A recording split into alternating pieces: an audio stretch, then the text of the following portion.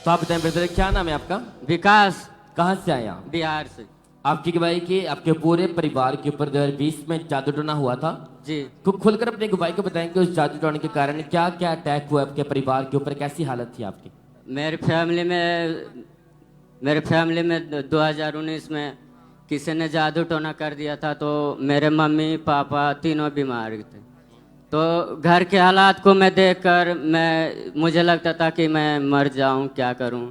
उन लोगों को देखकर ऐसा लगता था कि मैं क्या करूं, क्या बता रहे मजबूर कि था। आपका पूरा परिवार इतना ज्यादा भयानक मतलब कि वो बीमारी में था कि डॉक्टर भी उनको हाथ नहीं लगाते थे, आप बता रहे हैं कि? जी।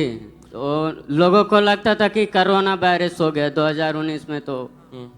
तो मेरे पापा को कोई छूता भी नहीं था और बोलता था कि साइड में रहो, और मेरे मम्मी भी बोल नहीं। तो आप बता रहे कि आपके पूरे परिवार की हालत को देखकर आप डिप्रेशन में चले गए थे। जी। कैसी हालत थी उस समय आपकी?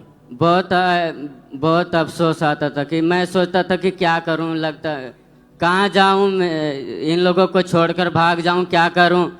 काफ़ी महीनों तक ऐसे चलता रहा। उसके बाद मैं बहुत नशा करने लगा। उन लोगों को देखकर मैं सोचा इन लोगों से पहले मैं मर जाऊंगी, और कई बार सुसाइड करने की कोशिश की, और मैं बहुत। तो उसके बाद रोज धीरे धीरे आपका जैसे डिप्रेशन बढ़ता गया तो आप नशे में चले गए। जी। कौन सा नशा करना आपने स्टार्ट किया? पहले तो सिगरेट बीड़ी, और उसके बाद धीरे धीरे गांजा पीने लगा। और गांजा में पीता था बहुत, जैसे कि दिन भर में 20-25 चिल्लिम रोज पीता था।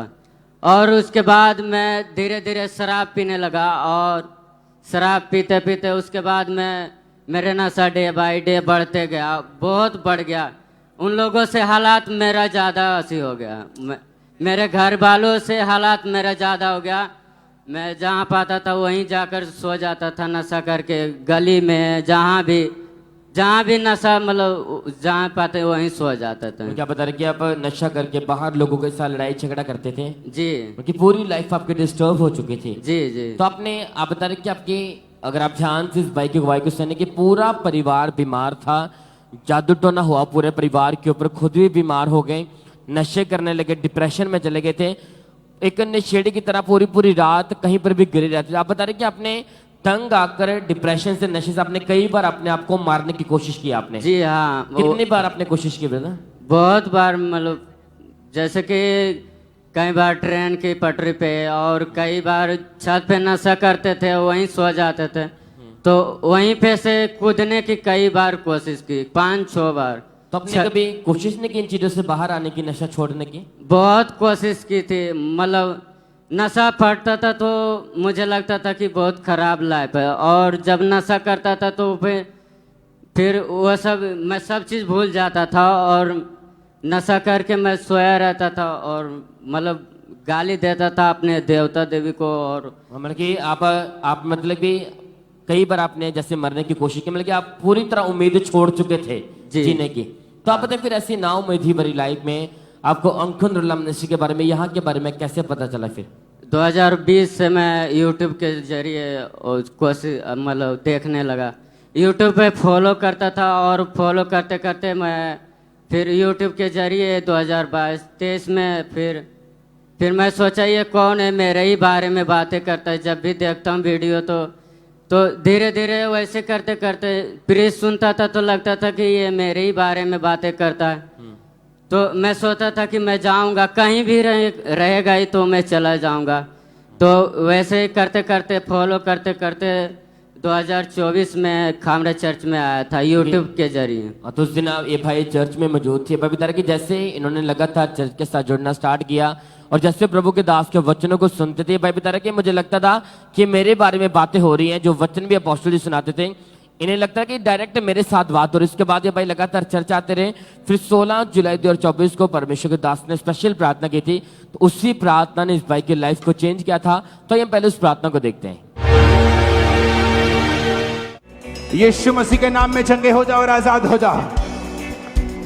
खुदाबंद आपको दुष्ट आत्माओं से, वो सारे व्यभिचार की आत्माओं से, नशों की आत्माओं से आजाद कर रहा है। Holi ghost, Holi ghost. तो आप बताएं जैसे परमेश्वर के दास ने डिलीवरेंस के लिए स्पेशल प्रार्थना की और जैसे वो वर्ड आपके कानों में पड़े, जैसे वो प्रार्थना आपने रिसीव की, तो एकदम से बताएं क्या बदलाव आया जीवन में फिर? वैसे ही धीरे धीरे फिर ऐसा लगा कि करंट लगा और उसके बाद धीरे धीरे बॉडी रिकवरी होने लगी और हर चीज से धीरे धीरे छुटकारा हो गया। मतलब उस दिन से बाद उस प्रार्थना को रिसीव करने के बाद आप पूरी तरह से फ्री हैं? जी। कोई बीमारी नहीं, कोई नशा नहीं, कोई नशा नहीं, कोई डिप्रेशन नहीं, कोई डिप्रेशन। अब बताएं अब आपकी लाइफ कैसी है उस प्रार्थना को रिसीव करने के बाद? धीरे धीरे सब ठीक हो गया, हर एक नशा से फ्री हूँ। कितना टाइम हो चुका पूरी तरह फ्री है? 8-9 महीना हो गया। तारीफ करे के लिए थैंक यू जीसस बोले सब जन। इस डिलीवरेंस के लिए थैंक यू जीसस बोले, अपने हाथों को हालेलुया हालेलुया हालेलुया हालेलुया। तुम्हारा विश्वास है जितने लोग भी तुम्हारी प्रार्थना में, अगर आप आज जो परमेश्वर के भवन में आए, तुम्हारा विश्वास है जैसे आज आप प्रार्थना को रिसीव करेंगे, वचनों को सुनेंगे, तो जैसे परमेश्वर ने इस भाई के लाइफ को चेंज किया, तो सेम गवाही आपकी होगी। यीशु मसीह के सामर्थ्य नाम में आप बड़ी गवाही को लेंगे और आप इसी तरह परमेश्वर